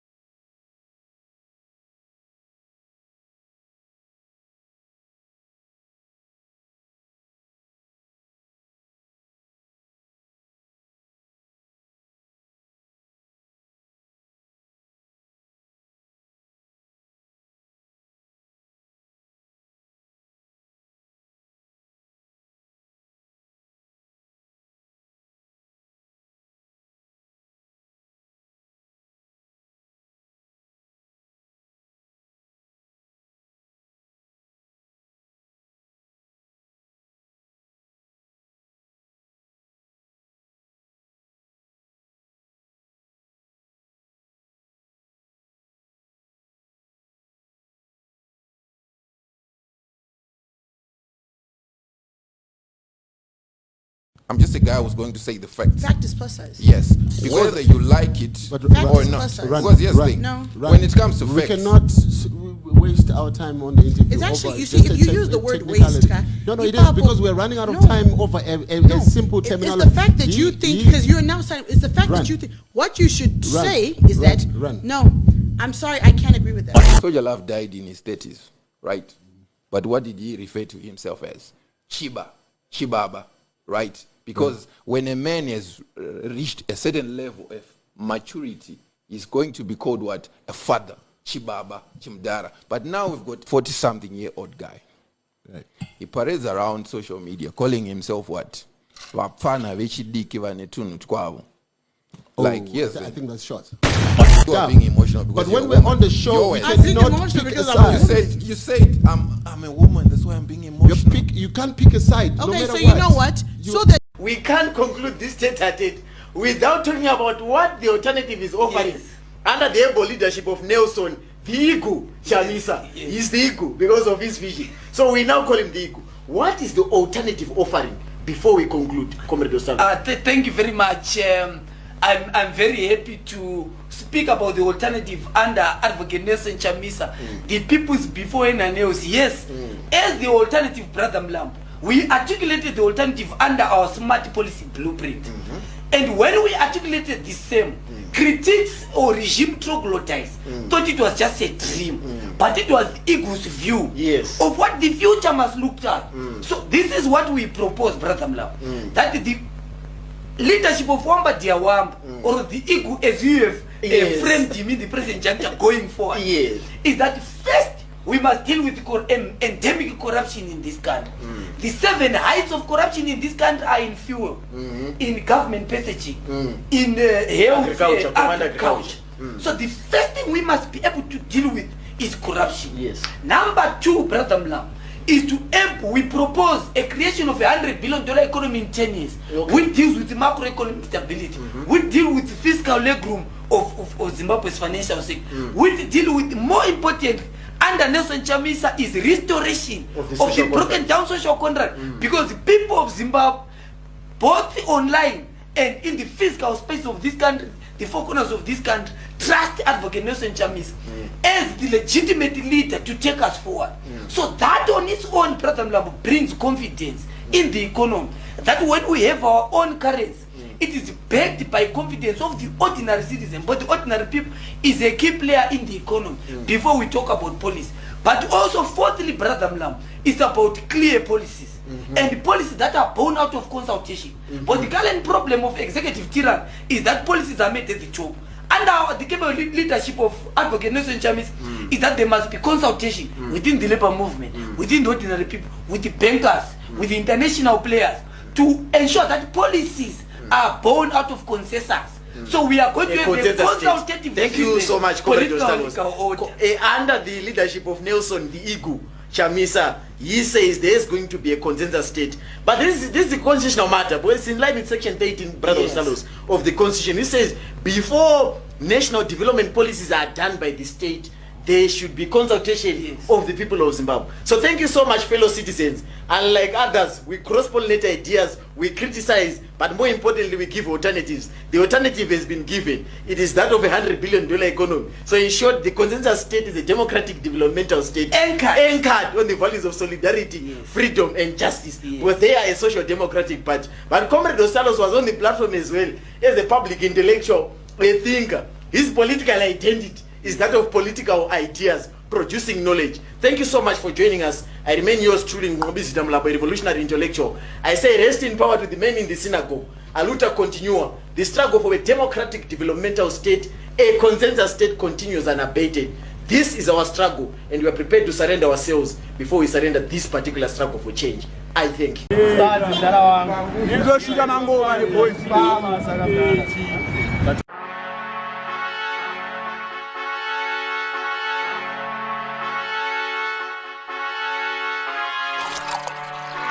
Dirty Sprite, Mafia.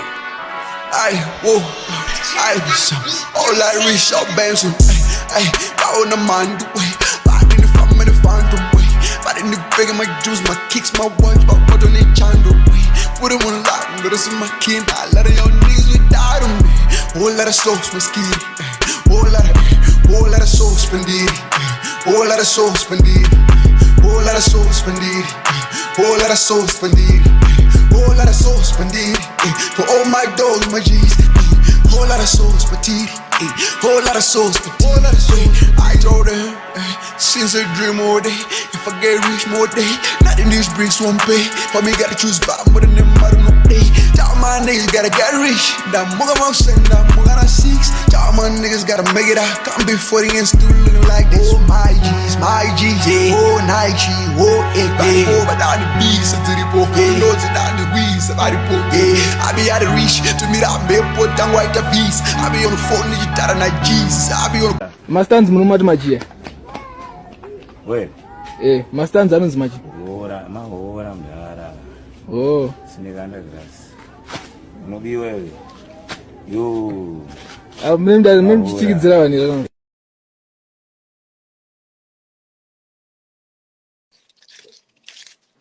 moderators imselebhu uri kumaona ai imari yekutoti vamwe vasikana vamunofunga kuti vanopisa vana Hillary makaya vanotonoihurira. Handiti izvozvo iye Hillary makaya ndatomudzosera paspotlight. Ureva kuti Lorraine pambonzi Lorraine ndepapi papa sege wenyi kona da usikuna muda kupinza mazita evanhu kuti hanzi zonzi mabridge akashata andambobvira ndambotaura zita remunhu indafuda kusora musoro lusarataura nyaya dzisina nebasa rese ndiri kuratidzai mari inoshandwa nesimba. Haikuna kungochiva vasikana vamunoona vari kuDubai, vasikana vamunoona vari kupi, vasikana vamunoona vari kupi musingazivi source of income. Hanzi makambozviona kuti vanhu vanotambura saka kana ndakatambura kuti ndiibate mari yacho ndiwo akatambura here? Ndiwo akatambura here? Siyana neni. Ina handipi vanhu pressure. Ini ndakabvira kudhara kukuudza kuti ndiri maid. This is our new house. There's 6 bedrooms. You put this in to make money. This is the property in Florida. Nanyepa. And the pere power. Blessed is the money. Been through the fire. Been through a lot. And the pere power. I emerge. Keep going higher. Ability extension. No obstacle coulda come get me done. Pandava coulda look how far when me go. Higher is the only road. One I couldn't live. No obstacle coulda come get me done. Pandava coulda live chiquira makomo. Higher is the only road. One I couldn't live. Dengue ni chingo abaya. Neni mano ona paya. Congratulations. And if it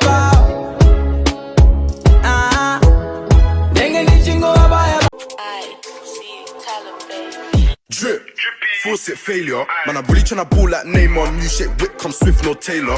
Quick, grab your inhaler. Money dance when I stack my paper. Ayy, got no love for a hater, traitor. Really, them man, they're fakers. Man, really, them man, they're drip. Force it failure. Man, I'm really tryna ball like Neymar. New shit, whip, come swift, no Taylor. Quick, grab your inhaler. Money dance when I stack my paper. Ayy, got no love for a hater, traitor. Really, them man, they're fakers. Really, them man, they're step with it. Rep with it, drip on my tea and my crepes with it. I know hella man are upset with it. Don't know I don't play no press with it. Calculated, but you don't know when I move I ain't playing no chess with it. Never checkmate, I might shut down your estate. Listens to teach like a sensei. On my chase the bag to chase. Don't make me mad to them. Holy 10 is not even my class. My class is like Jah Praiser. That's where I start to count. Not Holy 10. Holy 10 is not even my class. Holy 10 is no me saying man. Don't mean to say Holy 10 takangofanana tese na Holy 10 tiri kutopfeka ndiwe takabatira madziro. Holy 10 don't meet. Holy 10 is not even my class boss team, but I can't count. Apasina boss team. Holy 10 ane chiko unai boss team. Kuzeko yo msoro wanovhara neulani kuchipisa. No matter what in Zimbabwe, me I'm the biggest celebrity. Hakuna kana wingi dia squad. Mazala kutamazuru wena. Even wingi zero. Anozvikwanisa here. Unozoni basa rendakaita here. Kana zvakaita madhani show. People must put some respect. But Dani show yakuda kuganza man. Mira anoda kukudza nhasi. I deserve.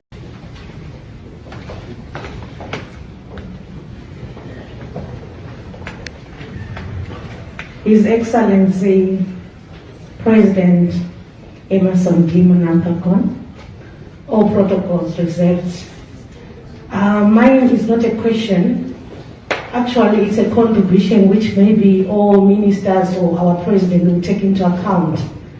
I've been here, my name is Hannah Mutsenu. I've been here for 6 years in UAE. I am in partnership with one partner in running a small nursery in International City. Why can we engage all diasporans when they are coming back home to contribute a certain amount on entry to Zimbabwe? There are some countries which are doing that. For example, I'm just giving an example like $50 US. When I'm going home, I'll contribute. When I'm entering Zimbabwe, I should leave $50 US. But it needs accountability towards the development of Zimbabwe. So maybe you can take in consideration, yes, countries like Philippines, they are doing the same. When you go back home, you have to contribute something. whether you're on visit or you're not on visit, for the development of your country.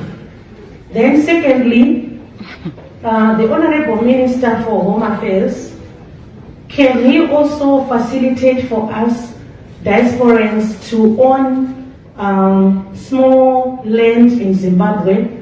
Like for me, I'm in education sector. I have acquired a lot of skills, a lot of knowledge in the first world, how to develop new schools. So is it possible for us people to give? Are we going already? Are we going already to pay? Yes. Okay. I'll go to your head. I know it is. Are we going now already?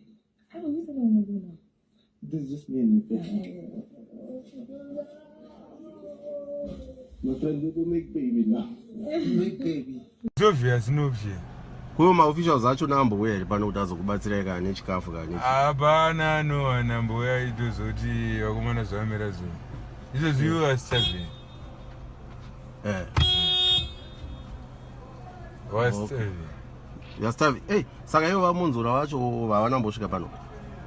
Aina ndatomboona ndangumaona ground. Oh, okay. Saka kugweru kwacho mabva sei mapuwa fiwo mari yechikafu so murod zvafamba sei? Gweru tanzima riri kuharvest house, but tasvika kuno didn't get anything. Okay, aiwa, tinotenda.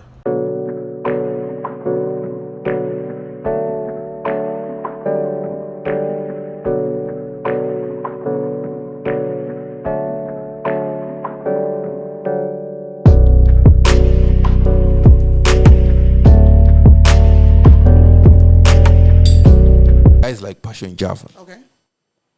They have to throw money for people to give a damn about what they say. Oh. I don't. One drunk man is more intelligent than 3 women with PhDs. Shadiah. Okay. Personally. Yeah. I don't follow you because you don't make any fucking sense. Period. Virginity is like what we would call a grave. And it is. Nenge guva.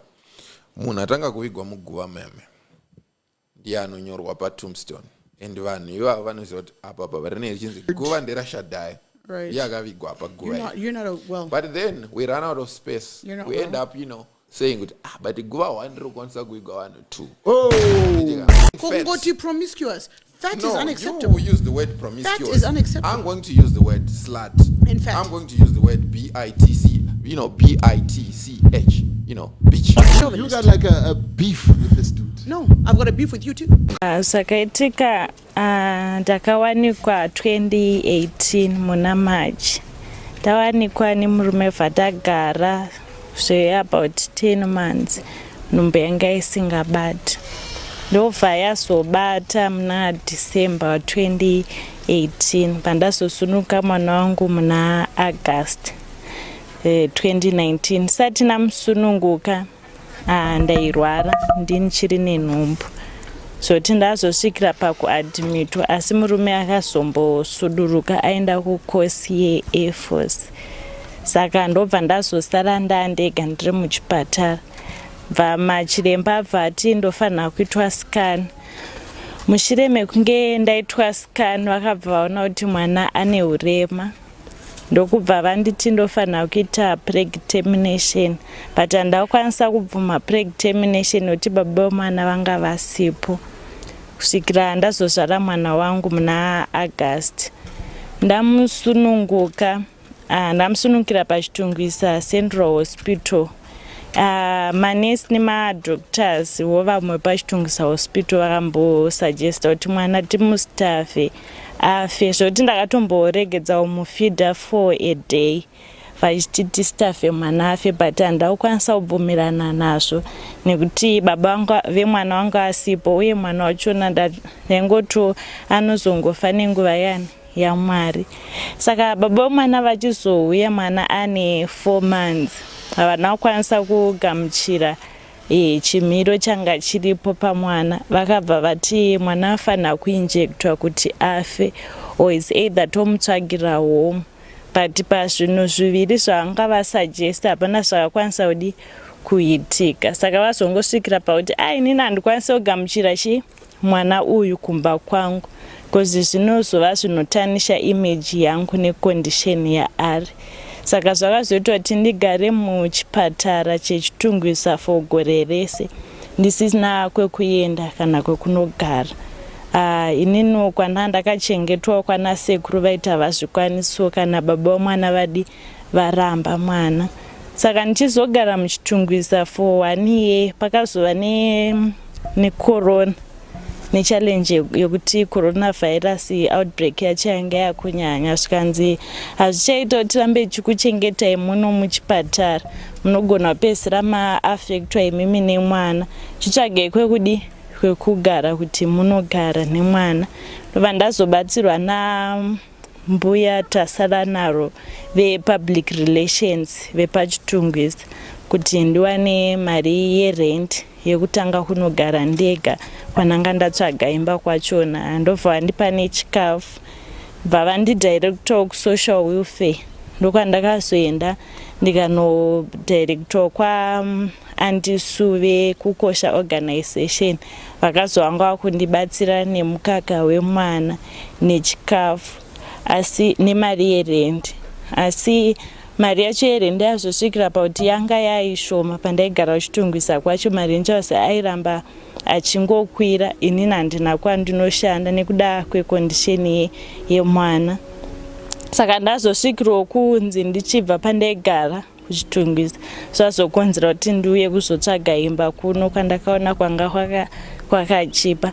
Asi kuno kwacho dambudziko randawana nderekuti vanhu vanotaura zvakasiyana siyana maringe nekondisheni yemwana, zvinova zviri kukonzeresa kuti panenge ndawana imba ndisava ndinopagara kwenguva refu. Zvafanana naizvozvi panditori pano ndakatopiwa futi notice vari kuti ndofanira kubuda. Saka pekuti unogara pacho handitorina 1 tuko mari dzavanenge